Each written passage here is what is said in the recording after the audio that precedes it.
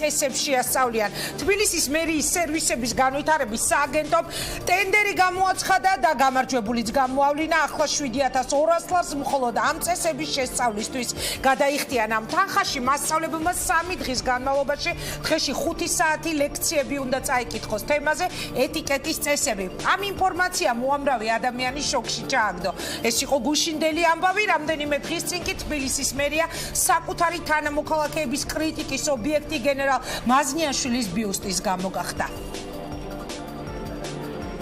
არაერთი ბრძოლა გადაიტანა. ბრძოლა მაშინდელი საკავშირო მასშტაბით, ბრძოლა შემდეგ უკვე დამოუკიდებელი საქართველოს ისტორიაში. გენერალი მაზნიაშვილი იყო ადამიანი, რომელმაც მთელი თავისი ცხოვრების მანძილზე იბრძოლა იმისათვის, რომ ჩვენი ქვეყანა ყოფილიყო ერთიანი, ჩვენს ქვეყანას არ ყოლოდა მტერი და მისი ხელმძღვანელობის პირობებში მტერი ვერაფერს აკლებდა ჩვენს ქვეყანას, ჩვენს ჯარს. სწორედ ამიტომ მისი ღვაწლის დაფასების მიზნით მაჟორიტარი დეპუტატის ინიციატივით და მერიის ხელშეწყობით დაიდგა ეს მნიშვნელოვანი ძეგლი, რომელიც არის სიმბოლო გამარჯვებისა. დაუმარცხებელ გენერალად წოდებული საქართველოს ეროვნული გმირი გიორგი მაზნიაშვილი და მისი ბიუსტი თბილისში მაზნიაშვილისა და წინამძღვრიშვილების ქუჩების კვეთაზე მდებარე სკვერში დაიდგა. მოქანდაკე გენადი ზაქარაიას მიერ შექმნილი ქართველი გენერლის სახე ამ დღეებში საზოგადოების მხრიდან განსჯის საგნად იქცა და არაერთგვაროვანი შეფასებებიც გაკეთა. ნაწილი ძეგლის მოცულობას აპროტესტებდა და მიაჩნდა, რომ დაუმარცხებელი გენერლისთვის ბიუსტი კი არა ძეგლი უნდა დაედგათ. ნაწილი მულტფილმის პერსონაჟს ამსგავსებდა. სხვები კი სოციალურ ქსელში სხვა ქვეყნების გენერლების ბიუსტების ფოტოებს აქვეყნებდნენ და მათ ფოტოებს მაზნიაშვილის ბიუსტს ადარებდნენ. ბიუსტის ავტორმა მოქანდაკე გენადი ზაქარაიამ განაცხადა, რომ ბიუსტის ჩამოსხმა ძალიან შემჭიდროვებულ ვადებში მოუხდა. ამის მიუხედავად შეეცადა გენერლის ქანდაკება მაქსიმალურად დაეტვირთა ემოციით და სახასიათო ყოფილიყო. მაზნიაშვილის აზროვნება, მისი სახე, მისი მრისხანება გვჭირდება დღეს 21 საუკუნეა უკვე. მომავალი თაობები რომ შეხედავენ მის აწეულ წარბებს, მის დაჩეხილ შუბს აუცილებლად უნდა დაფიქრდნენ, ვინ არის ეს კაცი. ეს არ არის ხახვის და ნივრის დაჭრა, რასაც ყოველდღე გვაყურებინებენ ტელევიზიები. ეს სულ სხვა რამა, ეს ჩემი ტკივილია. გენერალი მრისხანედ იყურება. გაფრთხილდით ახალგაზრდებო, მიუახლოვდი, არ მოგეფერება. ოფიცერი და გენერალი ეგეთი უნდა იყოს. ის არ არის ტკბილი პაპა, ჩვენ გვჭირდება მაზნიაშვილის მსგავსი მოაზროვნე ადამიანები, რომ გადავრჩეთ, ამბობს გენადი ზაქარაია. გენერლის ბიუსტის მოქანდაკე ცოტა ხანში იქნება დღის ამბების სტუმარი. მე არც მენშევიკების გენერალი ვარ და არც ბოლშევიკებისა, მე ვარ საქართველოს გენერალი. ეს სიტყვები ეკუთვნის ქართველ გენერალს გიორგი მაზნიაშვილს, რომელიც 3 ხელისუფლების დროს მოღვაწეობდა და 3-ვემ საკუთარ მტრად გამოაცხადა, რატომ გახდა დაპირისპირების მიზეზი მამაცი გენერლის ბიუსტი და საერთოდ რატომ ხდება ყოველთვის სკანდალის და დაპირისპირების მიზეზი ძეგლები, მათი გადატან-გადმოტანა, რას საყვედურობენ და რატომ ერჩიან თბილისის მერიას, რომლის დაკვეთითაც გაკეთდა გენერალ მაზნიაშვილის ბიუსტი.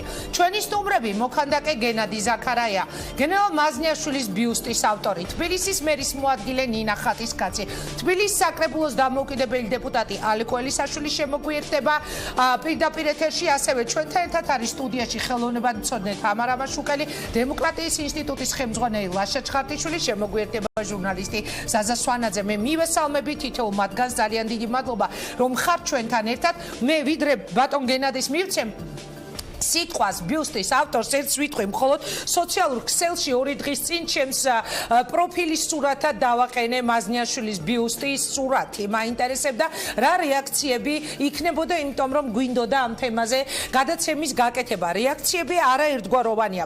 ვიდრე ბატონ გენადის დაუსვამ კითხვას და ქალბატონ ნინას, მანამდე მოდი თამარ და ლაშა მითხარით თქვენი მოსაზრება, რა არის ეს ადამიანმა შექმნა ბიუსტი, მამაც გენერალს დაუდგეს ბიუსტი და ჩვენი საზოგადოება როგორც ყოველთვის კვლავ ნებათაღელვა მოიცვა. კარგია, რომ საზოგადოებას აინტერესებს, აღელვებს რა ხდება თბილისში და რას დგავენ ძეგლი იქნება თუ ეს არქიტექტურა, თუმცა მე მგონი ასეთი მძაფრი ემოცია და ასეთი ნერვიულობა არ ღირს ამ თემაზე, არც პეტიციების გაკეთება ღირს. ეს არის ბიუსტი, ეს არის შემოქმედება, ეს არის კონკრეტული არქიტექტურის მოქანდაკის ხედვა ამა თუ იმ ადამიანის და პიროვნებას და მას აუცილებლად უნდა ეტყობოდეს ამ ადამიანის ხედვა.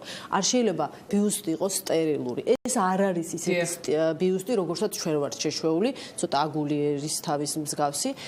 ზოგადად ხელოვნებას აქვს ეს და მისი თან დამყოლია, ესე ვთქვათ, როდესაც ახალი ტიპის განსხვავებული რამ იდგმება, ყოველთვის მას ესეთი მიუღებლობა არის. კრიტიკის ხარჯზე უნდა გაატაროს ჩვენს ქვეყანაში ყველაფერი რაც არ ჯდება, ვთქვათ, აი ესე ტიპიურ სტანდარტებში, რა თქმა უნდა, თუმცა თავად ბიუსტები, მე მგონი რომ უკვე ესეთი ატავიზმია.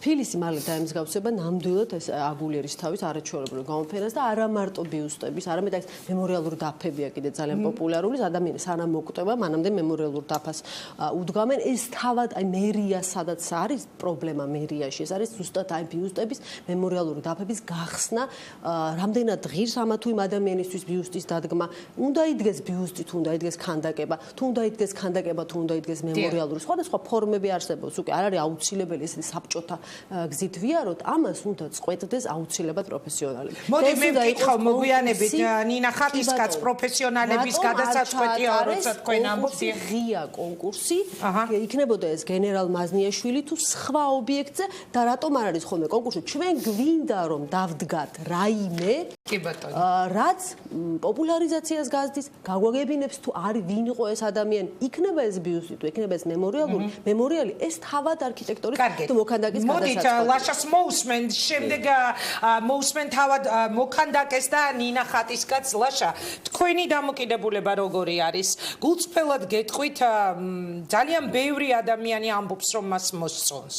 კი ბატონო, ბევრი ადამიანი რაღაც განსაკუთრებული კრიტიკით გამოირჩეოდა. არის ეს ის თემა, რაზეც ამ ხელოვნებათა ღელვა უნდა იყოს საზოგადოებაში? პირველ რიგში დიდი მადლობა მოწვევისთვის. მადლობა შენ მონაწილეობისთვის. მეორე აქტიურობა ნებისმიერ თემასთან დაკავშირებით მისასალმებელია, იმიტომ რომ ჩვენ საზოგადოებას ზოგადად მიდრეკილება აქვს პასიურობისაკენ და მე არ მესმის ხოლმე და ძალიან აქტიურად ვაპროტესტებ, როცა ვინმე ღიზიანდება ზოგადად საკუთარი აზრის გამოხატვის გამო. მე ვთვლი, რომ გაცილებით უფრო აქტუალური პრობლემებია ქალაქში, მათ შორის უკანონო მშენებლობების სიმახინჯეები, რაღაც ცათაბჯენების ეს გადაჭიდილი ქალაქში ჩეხვა ბევრი საშინელი რა, მათ შორის აი რაზეც თქვენ ისაუბრეთ, ის რომ ვიღაცებს ეტიკეტი და მოქცევის წესები უნდა ასწავლონ ჩვენ ხარჯზე, ესეც საშინელებაა და მაგრამ ფულის ხარჯვას უკავშირდება სხვა შორის ძეგლების თემაც. მე უფრო შორს ავალ.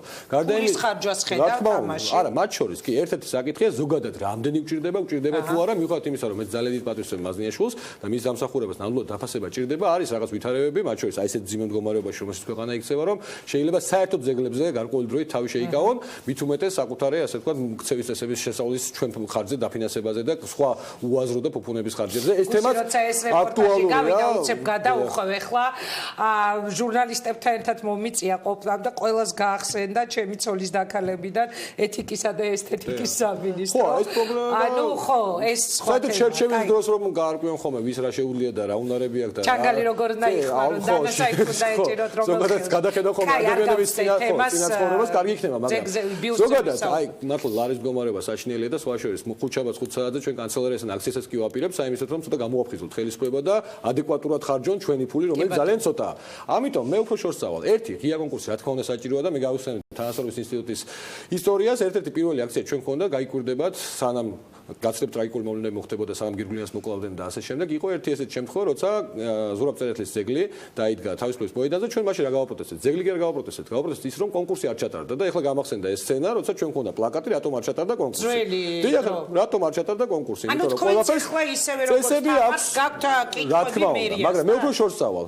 გარდა კონკურსისა, რომელიც ძალიან მნიშვნელოვანია, რომ იქნებ სხვა უფრო ნიჭიერი, უფრო კარგი შემოქმედი ყოფილიყო, ან კარგი ნიმუში ქონოდა შემოქმედებითი, ან იდეა ქონოდა და მეტი გახსნილობა უნდა იყოს. მეტი გახსნილობა უნდა იყოს და მეტი ჩართულობა პროფესიონალების არ დაობენ საპირისპიროდ დაობენ და ისაც თქვენ შეიძლება უნიჭოდ მიგაჩნდეთ, შეიძლება მე მიგაჩნდეს ძალიან ნიჭიერ ნამუშევრს. კონკურსს აქვს თავის რაღაც ჟიური კომპლექტება და მეტი პროფესიონალი იყო ჩართული ამაში და მეტი ადამიანს უნდა საშუალება იგივე შემოქმედს მიიღოს მონაწილეობა ამ კონკურსში. ეს ერთი პრობლემა, მაგრამ უფრო შორს წავალ. მე უფრო შორს მივდივარ, თამარზე უფრო შორს წავალ, იმიტომ რომ მე ვამბობ საზოგადოებასაც უნდა კითხონ. საერთოდ ბიუჯეტის ესე იგი დაგეგმვის ეტაპიდან მოყოლ მოყოლებული, სად, როდის და რამდენი რა თანხები უნდა ჩაიდოს ამათონის სფეროში. ესეთი პრაქტიკა არსებობს ევროპაში, მათ შორის ჩვენთანაც იყო რაღაც ამის იმიტაცია, მაგრამ არ გაგრძელდა, გახსოვს რაღაც ბარათებს აგროვებდა ბოლოს უგულავად წასვლის წინ, მაგრამ რაში ითვალისწინებდა არ ვიცი. და მეორე, ბიუჯეტის დაგეგმვიდან დაწყებული. შემდეგ უკვე რაღაცა გამოიყოფა თანხების რაღაც ნაწილი, თქვა იგივე მონუმენტების ან სხვა ხელოვნების ნიმუშების დასაფინანსებლად, ხო? არ არის გამორიცხული და ძალიან კარგი პრაქტიკა არსებობს შვეიცარიაში და არა მარტო შვეიცარიაში, თუმცა ადამიანებს ელემენტარულად რაღაც ეტაპზე, მას შემდეგ რაც წრე უკვე პროფესიონალის მიერ იქნება შერჩეული რამოდენიმე ნამუშევარი, მათ წარუდგენენ ან ვებგვერდზე, ან სხვა მეთოდით და იქიდან აარჩევინებენ და თანამონაწილეობას მიაღებინებენ პროცესში მეტ დემოკრატიის ნიშანია. ანუ ეს არის თქვენი რომ მეტი ჩართულობა იყოს სათხარჯავე მიზეზი მერის მიმართ რომ არ იყო გამოცხადებული ღია კონკურსი, არ ჩატარდა უბრალოდ ღია კონკურსი და საზოგადოების ჩართულობა არის ნული. დაგველოდება ბატონი გენადი ზუსტად 2 წუთში გადავალ მასთან, მანამდე მადლობას გადაუხდი ნინა ხატისკაც გადაცემაში მონაწილეობისთვის. სხვა შორის ძალიან კარგიაო ლაშამ თქვა ეხლა რომ საზოგადოება ამაზე მსჯელობს და ძალიან კარგია რომ მერიამ თანხმობა განაცხადა რომ მიიღოს მონაწილეობა, მეც მომწონს ამ ტიპის გადაცემებზე მუშაობა, რაც იწვევს თემები, რაც იწვევს საზოგადოების სხვადასხვა აზრს, სხვადასხვა წარმომადგენლის სხვა აზრს. მადლობა ნინა გადაცემაში მონაწილეობისთვის. რა სიტყვით თქვენ, ანუ მთავარი პროტესტი, აი ეხლა აქაც სტუდიაში რაც მოვისმინეთ, სოციალურ ქსელებში რაც ავიკითხეთ, არის მერიის მიმართ, რომ რატომ არ ჩატარდა ღია კონკურსი. რატომ არ ჩართო საზოგადოებას? რატომ არ ჩაერთო საზოგადოება? კი, მოდით მოусმინოთ და მოგესალმებით. მოგესალმებით ინგა, პირველ რიგში დიდი მადლობა გადაცემაში მონაწილეობისთვის, იმიტომ რომ მართლაც ძალიან ბევრი რამ შეიძლება ითქვას და ბევრი განმარტება გაკეთდეს. ჩვენ ფრაგმენტულად ამაზე ვსაუბრობთ, მაგრამ ესეთი ეთერი ყველაზე საუკეთესო ფორმატია იმისათვის, რომ სრულფასოვანი ინფორმაცია მივაწოდოთ დაინტერესებულ ადამიანებს. პირველ რიგში, რა თქმა უნდა, გიპასუხებთ კონკურსთან დაკავშირებით და დავადასტურებ, რომ კონკურსი ნამდვილად ჩატარდა და ამ ბრალდებას თბილისის მერია ვერ მიიღებს ვერავითარ შემთხვევაში, იმიტომ რომ ერთი რამ მინდა ხაზგასმით განვაცხადო. ბოლო წელიწადნახევრის 2 წლის მანძილზე, რაც გაკეთდა ამ მიმართულებაში მერიაში, შეიძლება ითქვას, რომ არის უპრეცედენტო. გამჭვირვალობის, მონაწილეობის კუთხით, გახსნილობის და პროფესიონალების ჩართულობის კუთხით. კერძოდ, თბილისის მერიაში არის შექმნილი კომისია, რომელიც განიხილავს ძეგლის განთავსების მიზანშეწონილობას. ამ შემთხვევაში განიხილება იდეა პირველ რიგში და ამ კომისიაში მოწვეულები არიან მონაწილეობენ არა მხოლოდ თბილისის მერიის წარმომადგენლები, არამედ პროფესიონალები, რომლებიც ისტორიკოსები, ხელოვნებათმცოდნეები, კულტურის სამინისტროს წარმომადგენლები, ურბანისტები, რომლებიც ქალაქს კარგად იცნობენ და ასე შემდეგ და პირველ რიგში განისაზღვრება რამდენად მიზანშეწონილია ამა თუ იმ ძეგლის დადგმა.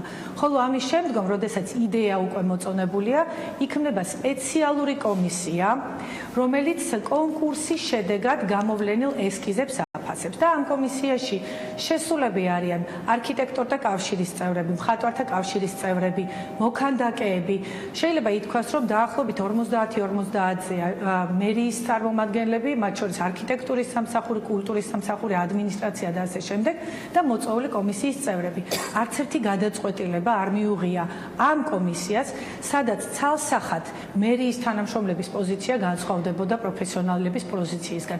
უფრო მეტიც ძირითადად ჩვენ საჯარო მოხელეები, რომლებიც ამ კომისიაში ვართ, უსმენთ სწორედ პროფესიონალებს და მხოლოდ ტენდენცია არის ასეთი, 100% ყველა შემთხვევაში ასე არის, რომ პროფესიონალების მიერ მოწონებულ ვარიანტებს შორის ხდება ხოლმე საბოლოო გამარჯვების გამოვლენა. გადაწყვეტილება არამედ ეს იყო პროფესიონალებთან შეთანხმებით მიღებული საერთო გადაწყვეტილება, ქალბატონი. დიახ.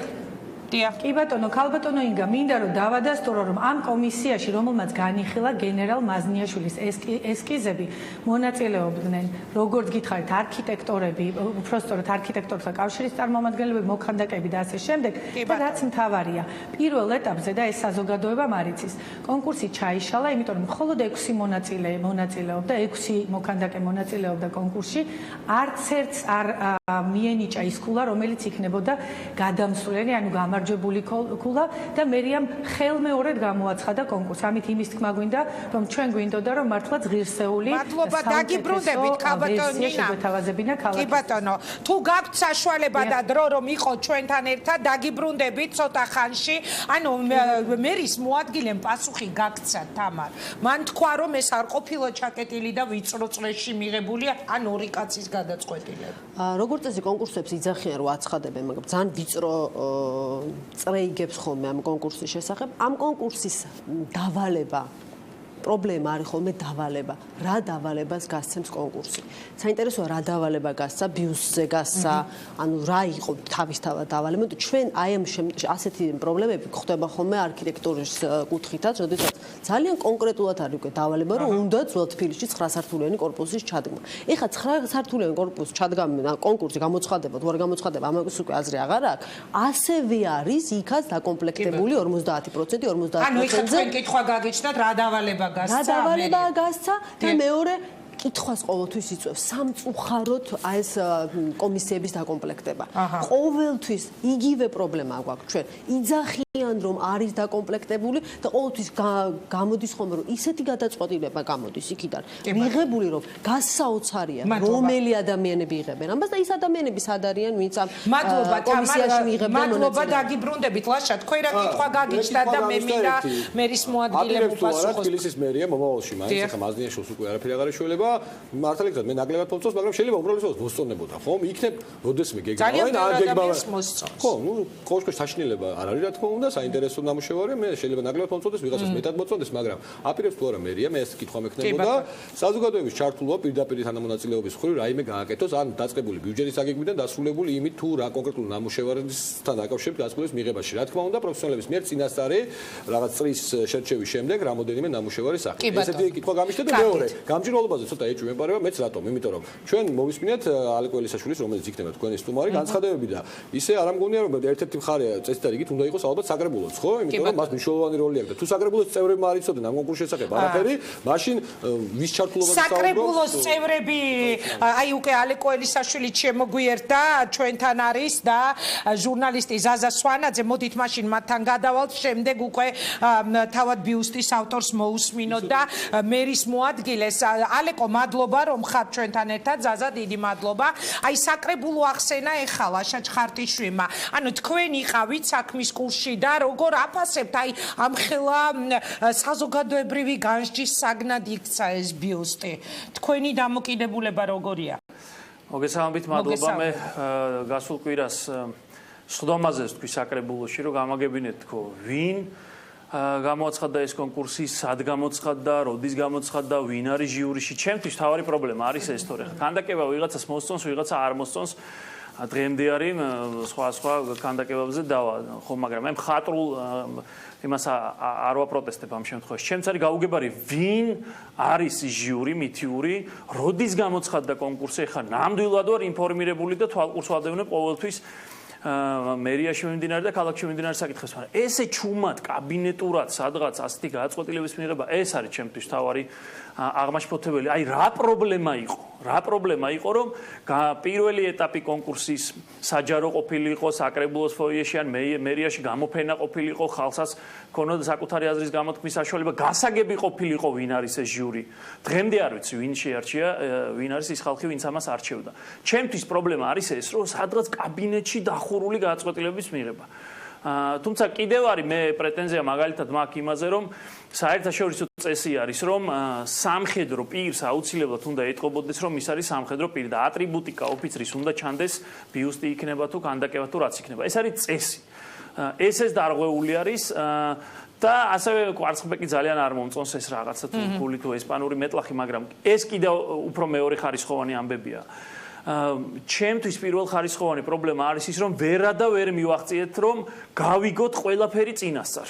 იმიტომ რომ ეს ვიღაცას ეზოში და თავის ზალა ოთახში ხო არ დაუდგამს ეს ბიუსტი, არა ხო ქალაქისთვისაა და ეს საჯარო სივრცეში იდგება. ხო შეიძლება სცე ქალაქს პატივი და მარტო შენ გემოვნებაზე არ იყოს თელი ქალაქი დამოკიდებული, ვინც არ უნდა იყოს ქალაქის მართველი.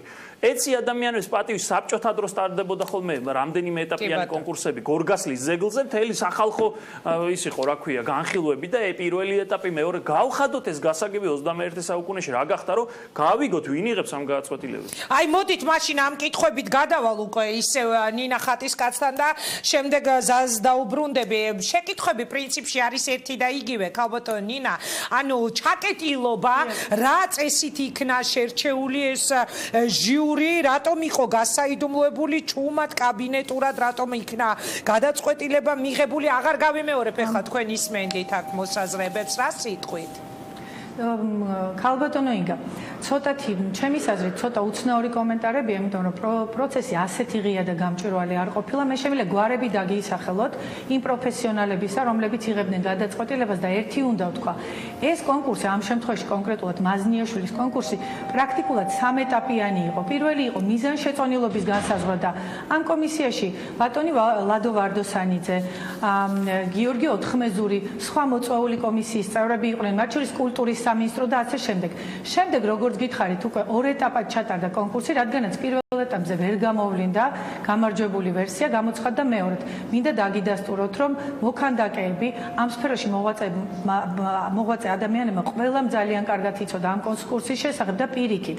ჩვენი мотиваცია ყოველთვის არის და შესაბამისი კავშირების საშუალებით მაქსიმალურად ვასაჯაროთ ინფორმაციას და ვაწოდებთ ინფორმაციას ყველას, ვინც შეიძლება დაინტერესდეს, რომ დაამზადოს მაკეტი. ეს ერთი, რაც შეეხება იმას, რამდენად ღია იყო ეს პროცესი და ნამდვილად არ ყოფილა გაუმჭვირვალე და დახურული. და მეორე, რაც ასევე ძალიან მნიშვნელოვანია, აქ იყო ერთის მხრივ იყო საუბარი ღიაობაზე და გამჭვირვალობაზე და მეორე დავალებაზე. ცოტათი უხერხულია, როდესაც საკონკურსო დავალებაზე ვსაუბრობთ და არ ვიცით ამ დავალების შესახებ. დავალება საკმაოდ გახსნილი და ფართო იყო. ერთადერთი პირობა, რაც იყო დავალებაში ჩადებული, იყო რომ უნდა ყოფილიყო ბიუსტი ან პორტრეტული ნამუშევარი. ეს იყო ერთადერთი დავალება. დანარჩენი ფანტაზიის ასე ვთქვათ, ფანტაზიის არეალი იყო საკმაოდ დიდი და შეეძლო მონაწილეობა მიიღო ნებისმიერს და გამოვლენილი იყო გამარჯვებული. რაც შეეხება იმას, რომ რატომ არ არის საკრებულო საქმის კურსი, ესეც ცოტა უცნაურია. ყველა ეტაპზე, როდესაც ცხადდება კონკურსი, ეს კონკურსი ცხადდება საჯაროდ. ის ადამიანები, თქვენ ასევე ერთი რამ მინდა დავამატო, რაც ასევე ძალიან მნიშვნელოვანია. როდესაც გამოვლინდა გამარჯვებული ვერსია, რა თქმა უნდა, გაიგზავნა კულტურის სამინისტროში, სადაც სპეციალური კომისია, ასევე პროფესიონალები უკვე საბოლოო დასკვნას აკეთებენ მისი მხატვრული ღირებულების და მიზანშეწონილობის შესახებ. და მინდა გითხრათ, რომ პირველი შემთხვევა და პრეცედენტი იყო, როდესაც აღნიშნული ესკიზი დაბრუნდა შენიშვნების გარეშე. ასეთი შემთხვევა მადლობა. გიორგი მაზნიაშვილის ვერსიის გარდა არ ქონია. მადლობა, ქალბატონო ნინა, დაგიბრუნდებით, თამარ გისმენთ და ზაზასთან გადავდივართ და პირველ რიგში კულტურის სამინისტრო არ არის ეს ინსტიტუცია, რომელსაც ჩვენ ვენდობით. ეს არის ინსტიტუცია, რომელსაც საფრთხე ააფეთქა და არაფერს არ წყვეტს ის იქიდან მოვიდა თუ არა იქიდან რაიმე შენიშვნის. ეს ერთი. მეორე დავალება მე რო არ ვიცი, არ იცის ალეკო ელისაშვილმა. ჩვენ ვართ ის ადამიანები, რომლებიც თვალყურს ვადევნებთ და ძალიან დიდი ეს გაფართოებული თვალებით ვუყურებთ ყველა პროცესს, რაც თბილისში მიმდინარეობს. ჩვენ რო არ ვიცოდით, ეს მათი პრობლემა, რომ არასათანადოდ აქვს საჯაროობა და ჩვენ კი არ უნდა გვეუბნებოდეთ ეხლა რომ კი ვასაჯაროთ. არა, თავის პრეს სამსახურს, თავის პიარს კითხონ თუ რატომ არ მოხდა გავრცელება ამ ინფორმაციის სათანადოდ და მეორე, მე არ ვიცოდი დავალება და ზუსტად ამას ვფიქრობდი, რომ დავალებაში ეწერებოდა რომ უნდა ყოფილიყო ბიუსტი. რა თქმა უნდა. ეს არის ჩვენ გვინდა მაზნიაშვილის მემორიალი. ჩვენ გვინდა მაზნიაშვილის პოპულარიზაცია. ჩვენ უნდა მივცეთ თანამედროვე ხელოვნება, საშუალება, რომ მოგვაწოდოს ის ხერხები, რომელსაც ის ხედავს საუკეთესოდ ამა თუ იმ ობიექტის პოპულარიზაციის. მაგრამ უკაცრავად ერთი წუთით ასე შედეგს ვერ ვაღწევთ. არის უამრავი ბიუსტი მიგორებული სკვერებში და კაცშვილ მარგზის ვინ არიან ეს? რაც შეეხება მაზნიაშვილის ბიუსტს, მე ვთვლი რომ აი ამ დისკუსიებით სოციალურ ქსელში თუ ტელევიზიაში ძალიან დადებითი და ძალიან პოზიტიური შედეგი მოხვა ჩემი აზრით, იმიტომ რომ აი ხო ხვდებით ვინც არ იცოდა, ვისაც არ გაუგია შეიძლება მათვისაც კი დიდი ინტერესის საგანი გახდა ვინ არის ასეთი გენერალი მაზნიაშვილი რომ საზოგადოება ღელავს. მე არ მინდა რომ ძალიან ვანერვიულოთ ეხა ამ ბიუსტის ავტორი ჩემს დიდ პატივისცემას უდასტურებ მას 2 წუთი კიდევ ბოდიში მინდა მოგიხადოთ ბატონო გენადი, იმიტომ რომ მინდა რომ მოგასმენინოთ ყველას აზრი და შემდეგ გადმოვალ თქვენთან. ჟურნალისტი ზაზა სვანაძე თავისი მოსაზრებით ამ ბიუსტის შესახებ მე ვთვლი რომ ძალიან საინტერესო დიალოგია ეხა პირდაპირ ეთერში და არის უცნაურობა ის რომ როგორც წესი ჩვენ არ დავობთ ხოლმე და არ გვაქვს ხოლმე დისკუსია მსგავს თემებზე. აი ეს ბიუსტი აღმოჩნდა თემა. დიდი მადლობა ინგა ამ მონაწილეობისთვის. მე მართალია არაპროფესიონალი ვარ, მაგრამ თქვენი გადაცემა საზოგადოებრივია, გახსნილია და ყველას აზრი გაინტერესებთ კი ბატონო. მე ვფიქრობ რომ შეიძლება უფრო კლასიკური ყოფილიყო ეს ბიუსტი, გამოსახველობითი ფორმები უნდა პასუხობდეს შინაარსს და ამ შემთხვევაში ვერ დავინახეთ გენერალი. მე პირადად ის გენერალი, რომელიც საქართველოს დამოუკიდებლობისთვის იბრძოდა ბოლო წუთამდე და მე ვთვლი რომ კონკურსი უნდა ყოფილიყო უფრო ღიად, უფრო მეტი ადამიანი უნდა ყოფილიყო ჩართული და ერთი დეტალი ინგა. ნათქვამია ესეთი ფრთიანი ფრაზაა, თვალი ჭამს და თვალი სვავს. აი უკანა კედლებზე ფანჯრები, მინები არის ჩამტრეული და ჩამოგლეჯილია, ჩამოტყავებულია დეკორი. ესე იგი ესე ცალკე აღებული ქანდაკება ხარ არსებობს. იმ 25000 ლარიდან შეეულოთ ხელი. თვალი ქონია ზაზა. ეხა უნდა ვაღიარო მე რეჟისორი ვარ პირველი პროფესიით და კადრი ვერ არჩიეს ოპერატორებმა, მხოლოდ ჭადრის ფოთლები ჩანს და იქ არ არის კედელი, ქვედა რაკურსიდან. თელი უკანა ფონი არის საშინელი ამორტიზირებული სახლი. რაც მე ვთვლი რომ არის დანაშაული. ანუ აი ეს არის შენ მიაგენი ეხა მე მგონი მთავარ პრობლემას მერიასთან მიმართებაში, ხო? სადაც ბიუსტს გამენ მის უკანა რაში საღებავისთვის გადაედოთ სააკაშვილს აკრიტიკებდნენ ფასადურადღებას ყველაფერსო და ეს კარგი ავიღოთ იმ სააკაშვილისგან თუ თლიანად ვერ კეთდება და ბიუჯეტი ამის საშუალებას არ გვაძლევს ელემენტარული ის ადგილი სადაც ტელეკამერები მივა ადამიანები მივლენ ხო დაუშვათ 26 მაისს სხვადასხვა დღესასწაულებზე შეელამაზებინათ კიდევ ერთხელ გამეორდები თვალი ჭამს და თვალი სვავს 2000 ლარი გადაედო და შეეღებათ ესე იგი შენი პროფესია რეჟისორი ხარ ხო როგორც ვიცი და ეხა მივხვდი რატო არის შენი პირველადი პროფესია. კარგი მოდი გადავალ მე ხა გენადი ზაქარაიასთან მიუახლოვდი არ მოგეფერება გენერალი ეგეთი უნდა იყოს ამბობს ის თავად ბიუსტის ავტორი. მადლობა ბატონო გენადი რომ მიღებთ გადაცემაში მონაწილეობას. კარგი საქმე გავაკეთეთ მე მგონი ეს დისკუსია რომ გავხსენით აქაც სოციალურ ქსელში უკვე რამდენიმე დღეა, იმიტომ რომ ბევრი ადამიანი გაიგებს ვინც არ იცის ამ ადამიანის ბიოგრაფია. ინერვიულეთ როდესაც ასეთი დაუშვათ ყველას არა, მაგრამ საზოგადოების რაღაც ნაწილს ქონდა ასეთი კრიტიკული შეფასებები და მულტფილმის გმირსაც კი შეადარეს. იყო ნაწილი რომელსაც ძალიან მოსწონდა. მე მაგალითად Facebook-ზე დავაყენე ჩემი პროფილის სურათად და ვისაც მოსწონდა ისინი ძალიან საყვედურობდნენ რომ რა აქვს შენი დასაცინი და მე განმარტე რომ კი არ დავცინი გადაცემას გეგმავ და მინდა რომ გავიგო დავტესტო როგორია განწყობები. ინერვიულეთ თქვენ ამ კრიტიკაზე?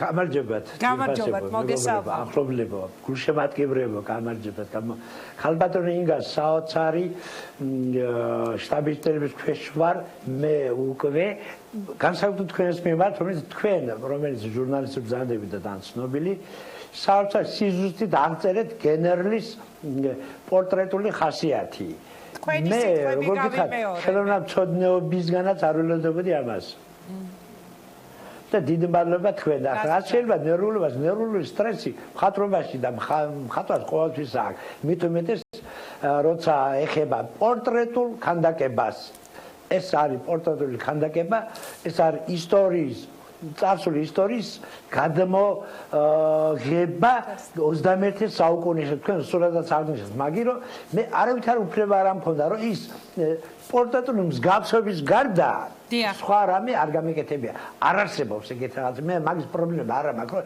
ეს თქვენ საერთოდ ცხვირი გავს თვალი გავს არ არის მასე თავარია ჩვენ შთამომავლობა თქვენ აღნიშნეთ შთამომავლობა რას უტევთ გენერლის შემოქმედების მისი მოღვაწეობის შემდეგ ვინ იყო ეს კაცი რა იყო ეს შეიძლება წინი გადაიფურცოს და ადამიანმა წაიკითხოს მაგრამ ზოგი ყველა წინს არ ფურცავს არც კითხულობს მაგრამ მის სახეში უკვე წიგნიც არის საკითხიც არის და მის ტრაგიკულ სახეში ნახსენებია ნაჩვენებია ის ფორმები რომელიც მან დაიმსახურა ქართველი ერის წინაშე ასე რომ ამას ბევრი ფილოსოფია არ უნდა იქ ჩინმედლები ყველაფერი რა ეგ არის სისულელე მე თვითონ გითხავთ ყველაფერი არაერთად ჩინმედლები მან არ არის საჭირო ჩინმედლები გვანახეთ მეწუხელაც ვნახე და ძალიან ბევრი გვინახია მისი ჩინმედლები მისი სახის გამომეტყველებაშია და ამიტომ კეთილი ვინებოთ ახლა ჩინმედლების ძებნაზე ძიებას შევეშვათ მეგობრებო ჩემო ძვირფასება ქალბატონ ინგრასოს ხომაც აღნიშნავს მაგი რომ რო არ დადგმულიყო მასე საერთოდ მიჩუმათებულიყო ქართველი ერი ესა ცოტა უკაცრავად ადმეთ ყველას არ ეხება. აი მე ვთვლი რომ მარტო მაგიტომ ღირდა ამ ბიუსტის დადგმა, რაც რეაქციები მოყვა კი, ცნობის მოყარეობა თვითონ თემის მიმართ პატარა თაობებისთვის აკდია. კარგია, მაგრამ თვითონ მაზნიაშვილის მისი ცხოვრების მიმართ და მისი როგორ გითხრათ მის შემოქმედებაში მის აუცილებელია გესმით ჩემი ბატონო გენადი, კითხვა მინდა ერთი რომ დაგისვა და ისე უნდა გადმოვინაცვლო მე სტუდიაში.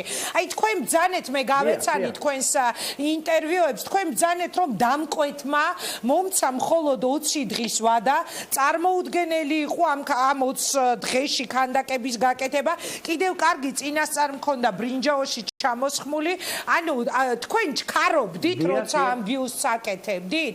რა გითხრეს რომ აი ეხა 20 დღეში სასწრაფოდ უნდა გააკეთოთ. გეტყვით ეხლავე მოგახსენებთ დაახლოებით 10-12 წლის უკან მე მაზნიაშვილის სოფელ სასირეთში ვარ ნამყოფი, იქ უნდა დაგვიდგა მე კასპმა გადაწყვიტა კასპის რაიონმა გამგებელმა გადაწყვიტა მე მაგ კასპის დადგმული გორელიეფის სახით მე ეს გორელიეფი მინდოდა ახლა წან კედელი ახსენეს მან რა თქმა უნდა იმიტომ ჩაიშალა ეს პირველი კონკურსი კედელზე მინდოდა ის კედელი ალბათ მერია გააკეთებდა რა ისე ვიფიქრე მე ჩაიშალა მე გადავაკეთებ პორტრეტული მრგვალი ფორმით გამოვიტანე ეს ნამუშევარი და თავისთავად ახლა უკვე ნაცა ბიუსტი პორტრეტულ ქანდაკებას უდგა მაგას სხვა სივრცე ჭირდება და ამიტომ მე მქონდა ეს გაკეთებული ოღონდ კორექტირება შევიტანე მაგრამ თქვენ ჩქარობდით რომ უნდა მოგესწროთ 20 დღეში კი, მაგაში გეთახმებით, ხო, რა თქმა უნდა, მე წინასწარ ჩამოვასხა ბრინჯაოს ხელოსნება ჩამოვასხეს ლილოში და მე უკვე მზად ვქონდა დანარჩენი იყო მან ბეტონის მოპირკეთება იყო, გრანიტით მოპირკეთება, ესე რომ უკვე ტექნიკური მხარეებზე იყო აქ დამოკიდებული ყველაფერი. ისე 20 დღეში არ არსებობს. მაგის მოსწრება თან მეტად დიდი ზომით არის. ბატონო გენადი, წარმატება მინდა გისურვოთ და შემოქმედებითი წინსვლა და კიდევ ბევრჯერ რომ ალაპარაკდეს თქვენ შემოქმედებაზე, სრულიად ერი არ იქნება მე მგონი. ცუდი ასე რომ მაზნიაშვილის გარშემო ვთვლი რომ ცუდი არც არაფერია, უბრალოდ მსჯელობს საზოგადოება. წარმატებები თქვენ დაგემშვიდობებით, ეს იყო გენადი ზაქარაია. მადლობა, გადმოვდივარ ისევ სტუდიაში ალეკო ელისაშვილთან გადავდივარ. შეკითხვით ალეკო, ანუ პრობლემა არის რაში? რომ არ არის გახსნილი არც საკრებულოსთვის ის გადაწყვეტილებები, რასაც იღებს მერია. აი ეხლა გადავდოთ გვერდზე თუნდაც ეს ერთი ბიუსტის შემთხვევა. ეხლა თამარა საუბრობდა რომ ატავიზმიაო, ჩემი აზრითო ზოგადად ეს ძეგლები, რაღაცა მონუმენტები და ასე შემდეგ. ფიქრობთ თქვენც იგივეს? არა, მე სიმართლე გითხრათ, ბავშვობიდან ოცნებობდი, რომ გენერალ მაზნიაშვილის ძეგლი მენახა, ისე როგორც გენერალ კვინიტაძის ძეგლის ნახვის ოცნება მომაგდა. ჩემთვის როცა მიფიქრია, რომ ორი გენერლის ძეგლი ერთად ყოფილიყო, კვინიტაძის და მაზნიაშვილისთან, ორივეს გიორგი ერქვა და მოკლედ ერთ პერიოდში ორი ძალიან სერიოზული ოფიცერი ყავდა ქართულ არმიას და საქართველოს. ბატონ გენადის ერთ რამეში ვერ დავეთანხმები, მას პატივისცემას უდასტურებდა, ისე საყვარლად ლაპარაკობს ხოლმე, რომ მიჭირს კრიტიკა, მაგრამ ერთადერთ რამეში ვერ დავეთანხმები, ჩინს და მედლებს ვერ გამოვეკიდებითო. ამას ვერაფრით ვერ გავიზიარებთ. გიორგი მაზნიაშვილის ძეგლი კი არ არის. ის არის გენერალ გიორგი მაზნიაშვილის ძეგლი. ჩინისთვის და მედლისთვის წირავდნენ თავს ოფიცრები და საკუთარი ქვეყნისთვის და ეს ჩინი, ანუ სამხედრო წოდება, მედალი და მუნდირი გამოარჩევს ჩვეულებრივი ადამიანისგან ოფიცერს. ხო, მაგრამ მას რა ჩინი და რა მუნდირი ქონდა? გენერალი იყო. არა, სხვა რამეს გეუბნები, ანუ აი რატო არის მნიშვნელოვანი თქო. მაგალითად ვინ მიანიჭა მას გენერლობა მის მუნდირზე, რა მედლები იყო, ეგ არ ჩათვალა ავტორმა საჭიროთ, რომ ეგრეთ წოდებული წმინდა გიორგის ორდენი მას ქონოდა ამ ბიუსტს. ქონდა გიორგის ჯვარი ქონდა ნამდვილად რუსული ამას გეკითხებით სწორედ ეგ ავტორმა არ ჩათვალა საჭიროდ იმიტომ რომ ის რუსული იმპერიის ორდენი რუსეთ-იაპონიის ომში ძალიან გამოიჩინა თავი მაზნიაშვილმა და შემდეგ რუსეთ-თურქეთის ომში და საქართველოს გენერალი იყო ხო მისი დიდებული ფრაზაა რომ ერთ მენშევიკების გენერალი ვარ არც ბოლშევიკებისო სერგო ორჯონიკიძეს მიახალა როცა ბათუმში დარჩა და თურქებისგან გაწმინდა ბათუმი და უთხრა მე საქართველოს გენერალი ვარ. გენერალი იყო ეს კაცი. გიორგი მაზნიაშვილი იყო გენერალი და სამხედრო ადამიანი უნდა გამოირჩეოდეს.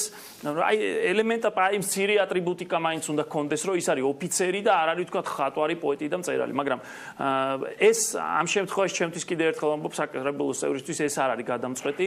ამას შეგვიძლია კიდევ ვიდაოთ. ჩემთვის გადამწყვეტი ახლა უსმენდი და ყურებს არ უჯერებდი რასაც ნინა ხატისკაცი ამბობდა. რა არ მოგეწონათ? თავის კაბინეტში სამჯერ შეკრიბა ხალხი რომელსაც თვითონ დაუკავშირდა, უთხრა რომ ამ ჟიურიში იყავითო და ასევე ინფორმირებულები იყვნენ მოქანდაკეებიო, სამჯერ შეიკრიბნენ ნინა ხატისკაცის კაბინეტში, თუ არ ვცდები მე-20 თუ 21 სართულზე მერიის, სადაც საშვიდ და მთელი ამბებით უნდა მიხვიდე და შემდეგ კულტურის სამინისტროს წერილი გაუგზავნეს, იმათმა პასუხი დაუბრუნეს და ეს გონია გამჭვირვალობა. ეს გონია გახსნილობა და ეს გონია მასთან ერთად ვინც მართავს ამ ქალაქს ეს გონიათ მათ გახსნილობა. რა პრობლემა იყო რომ დაეძახებინათ, მოეწყოთ ექსპოზიცია, გამოფენა პირველი ეტაპის ნამუშევრების, მეორე ეტაპის ნამუშევრების, მაგრამ აი ეს ჭირთ რომ თვითონ ძალიან ჭკვიანები და ძალიან გემოვნებიანები გონიათ თავი. და ისიც კი არიციან ვიზელაპარაკოთ მოუკვდი სირცხვილით ნარმანიასის ფრაზა რომ მოვისმინე რომ საკავშირო მნიშვნელობის ბრძოლებში მონაწილეობდა ეგონა საბჭოთა გენერალი ეგონა ერთადერთი ვისაც გაეღიმა საბჭოთა გენერალი ეგონა წარმოდგენა არ აქვს ალბათ ვინ არის გიორგი მაზნიაშვილი მოდით მაშინ ქალბატონი ეს არის სირცხვილი რომ ნინა ხატისკაცისგან მიკვირს მე რომ საერთაშორისო გამჭვირვალობის ერთ-ერთი ხელმძღვანელი იყო წლების განმავლობაში არასამთავრობო ორგანიზაციის და დღემდე არის ის რას ნიშნავს გამჭვირვალობა გადავალ მაშინ ქალბატონ ნინასთან შეკითხვის გარეშე გადმოვდივარ თქვენთან რას უპასუხებდით საკრებულოს წევრს დიახ, ნამდვილად, უბრალოდ მე ძალიან მიკვირს საკრებულოს წევრისგან ასეთი დემაგოგია, იმიტომ რომ კიდევ ერთხელ ვამბობ, ეს არ ყოფილა ნინა ხატისკაცის კაბინეტში გამართული შეხვედრა. იყო შესაბამისი აქტით შექმნილი კომისია. ბატონო ალეკო, მე ახლა ჩამოგითვლით თქვენ კომისიის წევრებს და იქნებ, როდესაც მე დავასრულებ ჩემს ნაწილს, იქნებ რას ვთავაზობთ, როგორი შეიძლება რეფერენდუმი უნდა გამოცხადდეს ზოგადად, როდესაც ძეგლებს ვარჩევთ, რომელიმე ქვეყანაში უკაცრავ თუ შეიძლება დავასრულებ და მე რო გააკეთოთ კომენტარი.